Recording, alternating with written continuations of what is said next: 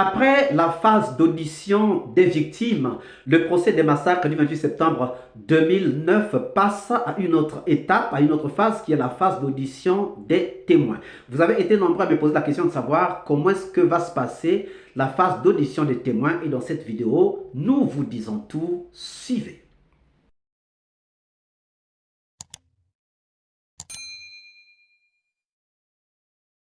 Bonjour, bonsoir, cela dépend de l'heure à laquelle vous regardez cette vidéo et bienvenue si vous nous découvrez pour une première fois. Vous avez été nombreux à me poser la question de savoir comment va se dérouler la phase d'audition des témoins qui est donc la prochaine étape du procès des massacres du 28 septembre 2009.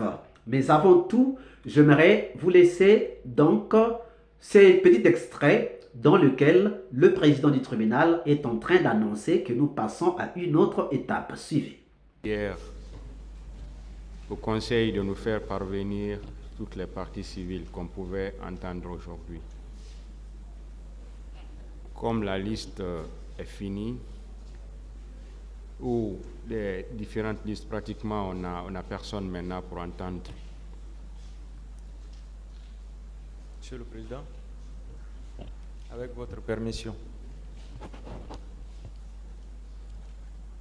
La partie civile a vraiment des difficultés puisque depuis le lundi, nous avons tenté de déposer des déclarations de partie civile, mais le greffe nous a opposé un refus, ce que nous n'avons pas compris. Nous S'il vous plaît, maître, je ne vais pas vous laisser continuer avec ce débat. C'est un débat qui ne doit pas avoir lieu ici. Je pense que ça est... Le greffe ne peut pas refuser. Acceptez que s'il vous plaît, je sais déjà, c'est un débat qu'on ne va pas continuer dans la salle ici, s'il vous plaît. Vous n'allez pas accuser le greffe, je sais tout ce qui se passe déjà. Depuis tout ce temps, le greffe, toutes les déclarations de parties civiles qui ont été faites et toutes les parties civiles qui ont été entendues ici à cet effet, ces déclarations avaient été reçues par le greffe. Donc si vous dites que le greffe a refusé, peut-être qu'il y a un précédent. Et sinon, le greffe ne peut jamais refuser de recevoir une conscience de partie civile. Donc, je ne vais pas vous laisser continuer ce débat ici, s'il vous plaît.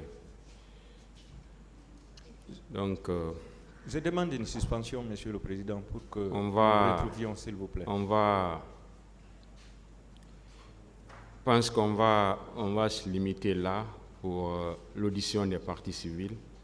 Et à partir de la semaine prochaine, on va commencer à entendre les témoins.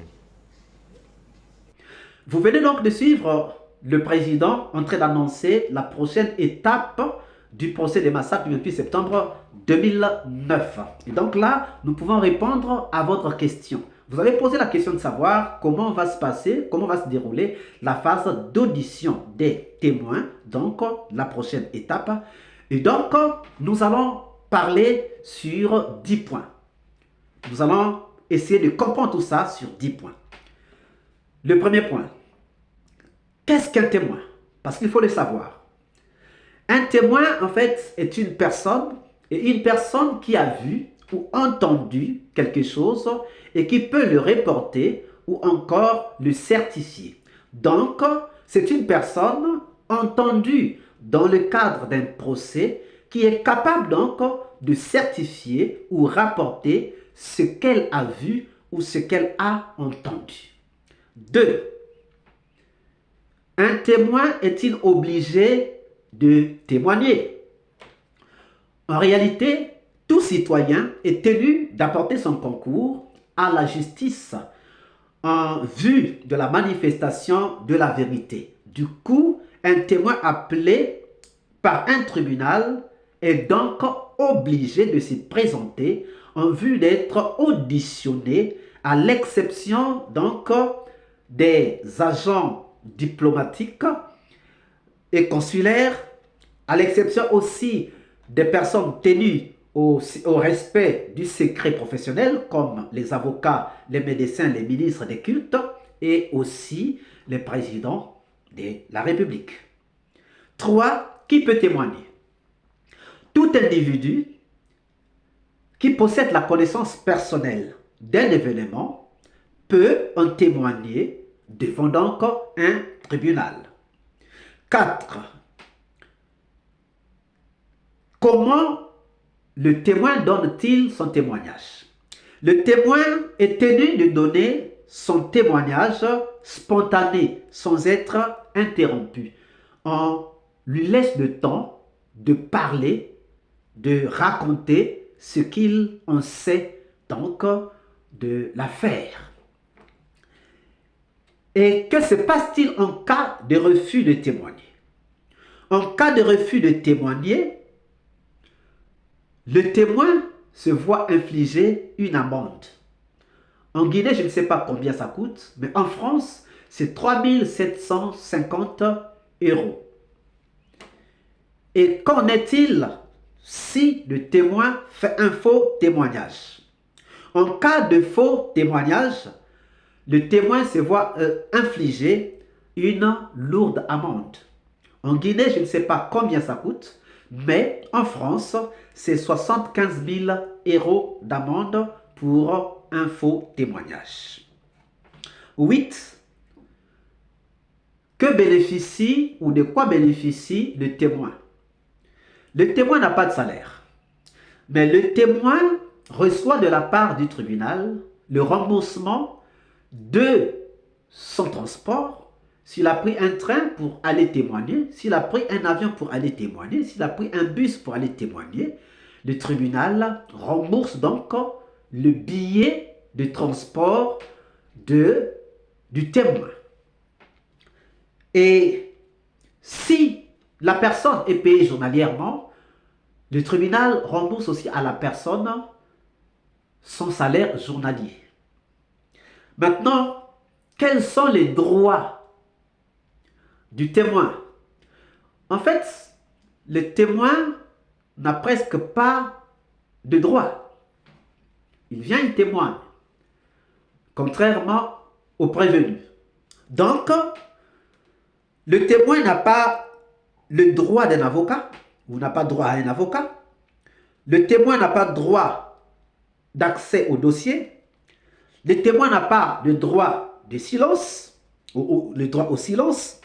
Le témoin n'a pas de droit de demander une confrontation. Ce n'est que le tribunal qui peut demander la confrontation, mais le témoin ne peut pas demander la confrontation.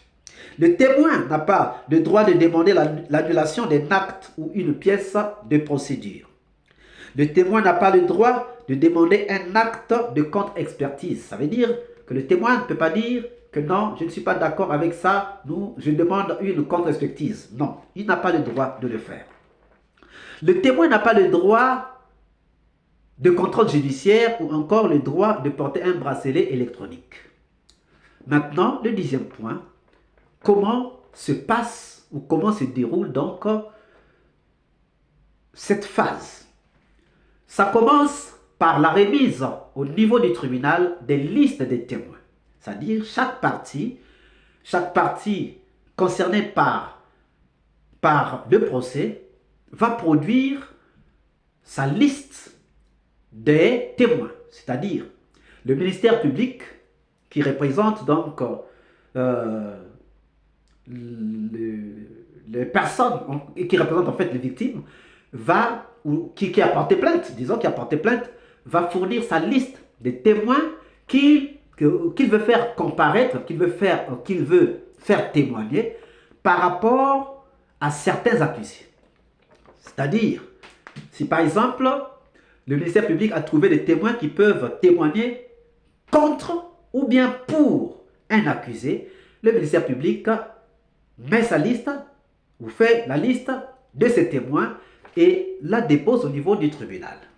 C'est la même chose que vont faire les parties civiles et aussi la défense. C'est-à-dire, les parties civiles aussi vont dresser leur liste des témoins qu'ils veulent faire témoigner contre ou bien pour quelqu'un. La défense fait la même chose. Donc la défense des accusés fait la même chose. C'est-à-dire, si je suis avocat d'un accusé, je peux trouver des gens qui peuvent témoigner en faveur de mon client ou encore en défaveur d'un ou de celui qui a accusé mon client. Et donc, après que le tribunal rassemble toutes ces listes de témoins, le tribunal va donc commencer à auditionner ces témoins. C'est-à-dire, on appelle un témoin par rapport à un accusé et le témoin vient pour faire son témoignage. Témoignage pour ou bien témoignage contre. Parce qu'il y a aussi des gens qui ont besoin de réconforter ce qu'ils ont dit. Par exemple, pour le cas de Toumba, il peut appeler Foromo pour venir témoigner de façon que Foromo puisse conforter sa position. Par contre, Toumba peut aussi appeler d'autres personnes qui peuvent avoir vu les autres accusés en train de bastonner les gens pour que ces témoins témoignent donc contre les co-accusés de Toumba. Donc, c'est comme ça que ça s'est passé. Et jusque-là, ce n'est que l'audition, ce n'est pas encore la phase de confrontation. Parce que certains témoins pourront revenir pendant la phase de confrontation si le tribunal le juge nécessaire de les confronter avec certains accusés. Mais pour l'instant, ce n'est que l'audition, ce n'est pas la confrontation. Alors j'ai essayé de chercher, j'ai trouvé un petit extrait que je vous propose pour que vous puissiez voir comment est-ce que ça se passe pendant donc un procès pour un témoignage. Suivez donc ces petits extraits et on revient pour la clôture. Sur la foi de son serment. Il va prêter serment. Merci. Vous avez été cité ici comme témoin par le ministère public. Alors, vous allez jurer de dire la vérité. Toute la vérité, rien que la vérité. Levez votre main droite et dites « Je le jure ». Je le jure. Merci. Général Nyanga Ngatsembwala, vous avez été cité ici longuement. Quels sont vos rapports personnels avec le général Dabira?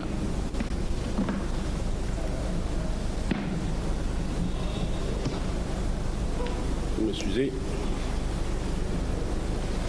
Je n'ai pas de rapport particulier avec le général Dabira. Je suis dans mon bureau à la garde républicaine, précédé, j'ai reçu le général Dabira, précédé de son émissaire, le nommé Dabira Izou, qui est venu dans mon bureau vers 12h30 environ. Et quand il est arrivé dans mon bureau, n'ayant pas voulu explicitement dire le mobile qu'il est venu, il m'a invité donc à se déplacer parce qu'il se méfiait de mes bureaux. Il voulait m'amener ailleurs. J'ai dit non, je ne peux pas quitter mes bureaux pour ailleurs. Et finalement, nous sommes allés à mon bureau privé qui est à proximité de la Direction générale des affaires électorales. De là-bas, le général Dabira m'a dit ceci. Nous avons souffert dans ce pays-là, nous les guerriers. Et le président de la République est en train de s'occuper que de ses parents, ses enfants.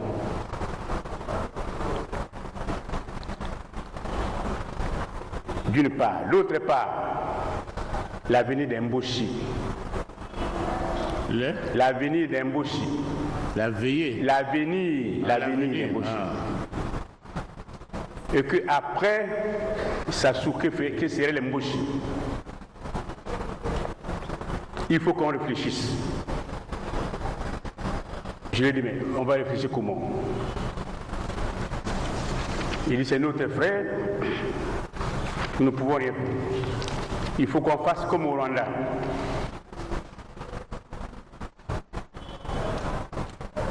Je me suis étonné. Il dit, il faut qu'on abatte l'avion du président, on survole et on atterrissage. Vous venez donc de suivre ce témoignage, vous venez donc de suivre ce témoin qui vient de témoigner contre quelqu'un. Et donc, c'est ce qui va se passer, mais ce n'est pas la confrontation, mais c'est le témoignage. Alors, chers amis, que pensez-vous de cette étape nouvelle que nous allons bientôt embrasser? Et nous avons besoin d'avoir vos réponses, d'avoir vos suggestions dans les commentaires. Si cette vidéo vous a plu, ne manquez pas de laisser vos pouces bleus, de commenter et de partager. Et si vous n'êtes pas encore abonné, nous vous prions de bien vouloir vous abonner et surtout de ne pas manquer d'activer la cloche de notification afin d'être averti à temps réel de toutes nos prochaines publications. Quant à moi, pour ce soir, je vous dis à très bientôt pour une nouvelle capsule. Ciao!